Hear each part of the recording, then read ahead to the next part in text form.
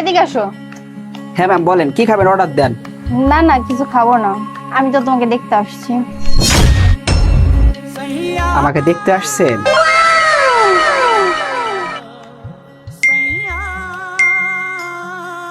এই রেস্টুরেন্টে নতুন চাকরিটা নিয়ে ভালোই হইল। এই রেস্টুরেন্টে কত সুন্দর সুন্দর মাইয়া আহে।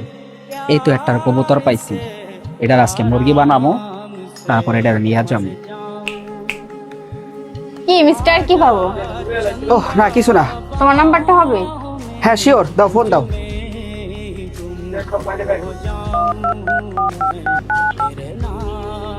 নাও,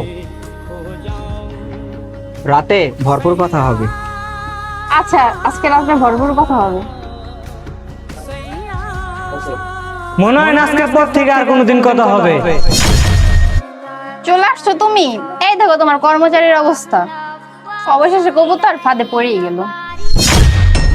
মানে আমি তো কিছু বুঝতাছি না। এই আর আপনি কে? আমি কে সেটা একটু পরে বুঝতে পারবি। আমি হচ্ছে এখানকার এমডি।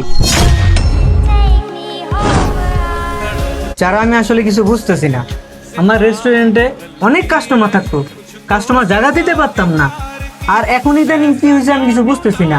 আমার মনে হয় কি রেস্টুরেন্টের ওয়েটারের ভিতরে কোনো ঝামেলা আছে। কি বলো? আমার মাথায় একটা বুদ্ধি আসছে। কি বুদ্ধি? আমরা সাধারণ কাস্টমার থেকে আজকে আমরা দেখবো যে ওয়েটারদের ব্যবহার কেমন। হ্যাঁ, এটা তুমি ভালো কথা বলছো। আমারও সেটাই মনে হচ্ছিল যে আমার ওয়েটারদের ভিতরে হয়তো বা কোনো ঝামেলা আছে। তা না হলে এভাবে হুট করে কাস্টমাররা আসা বন্ধ করে দেবে কেন?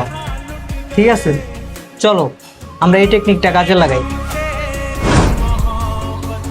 আমি অনেক দিন ধরে দেখতেছিলাম যে আমার এই রেস্টুরেন্টে কেন কোনো কাস্টমার আসে না, তাই আজ আমি এই পদক্ষেপটা নিলাম। আর ইনি হচ্ছে আমার বিয়ে করা ওয়াইফ। ও আর আমি মিলেই আজকে এই প্ল্যানটা করলাম যে আমার দেখতে হবে আমার এই রেস্টুরেন্টে কেন কোনো কাস্টমার থাকে না, কেন কোনো কাস্টমার আসে না।